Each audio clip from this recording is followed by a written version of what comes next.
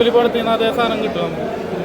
ഇപ്പോൾ ഒരു female ആക്ടേഴ്സിനൊക്കെ perform ചെയ്യാൻ നല്ലൊരു സാധനം ഇതിനകത്തുണ്ട്. കുറച്ച് സ്പോയിലർ ഉണ്ട്, ലാസ്റ്റ് നല്ലൊരു സസ്പെൻസ് ഉണ്ട്. നമ്മൾ ഫസ്റ്റ് കാണുമ്പോൾ വിചാരിക്കും നല്ലൊരു പ്രെഡിക്റ്റ് ചെയ്യാൻ പറ്റണമെന്നിരിക്കും, പക്ഷെ അവസാനം പടം മാറണം. ആസിഫലിയുടെ കിഷ്കിന്താകാന്ഡം കണ്ട് നമ്മുടെയൊക്കെ കിളി പറയുന്നതാണ്. ആ ഒരു റേഞ്ചിലേക്ക് ഈ ഒരു ജിത്തു ജോസഫ് പടം ഉണ്ടോ? കിഷ്കിന്താകാന്ഡം ഇതും തമ്മിൽ കമ്പയർ ചെയ്യാൻ പറ്റില്ല. ഇതൊരു വേറൊരു ടൈപ്പ് പടം. ആസിഫലിയുടെ തന്നെ ഒരു പെർഫോമൻസ്. ആസിഫലി തന്നെ കുറച്ച് സ്പോയിലറാണ് പടം, അങ്ങനെ പറഞ്ഞു കഴിഞ്ഞാൽ പെർഫോമൻസിന്റെ പെരുമഴയാണോ പടം? പെരുമഴ എന്ന് പറയാൻ പറ്റില്ല, പക്ഷേ സിനിമ ആവശ്യപ്പെടുന്ന ട്വിസ്റ്റ്,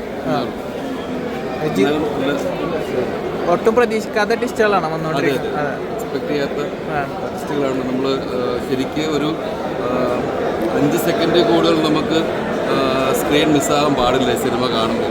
അത്ര എൻഗേജിങ് ആണ്. ഇത് ആസിഫ് അലി പടമാണോ, അത് അപർണ പടമാണോ, അതോ ജിത്തു ജോസഫ് പടമാണോ എന്ന് പറയാൻ പറ്റില്ല. ഇതൊരു ടീം വർക്ക് തന്നെയാണ്. എനിക്ക് പറഞ്ഞാൽ ആസിഫിൻ്റെ പടമെന്നോ അഭിരാമിയുടെ പടമെന്നോ ജിത്തുസാറിൻ്റെ പടമെന്നോ ഒന്നും പറയാൻ ഡിഫറൻഷ്യേറ്റ് ചെയ്യാൻ പറ്റില്ല. ഇൻ ടോട്ടൽ ഒരു സൂപ്പർ മൂവി, ത്രില്ലർ മൂവി. ആസിഫിൻ്റെ പെർഫോമൻസ് എടുത്ത് പറയേണ്ട പെർഫോമൻസ് തന്നെയാണ്. അതുപോലെ തന്നെ ആ ഒരു ക്യാരക്ടർ സെലക്ഷനും സൂപ്പറായിട്ടാണ്. ഒരു ഡെയർ അറ്റംപ്റ്റ് തന്നെയാണ്.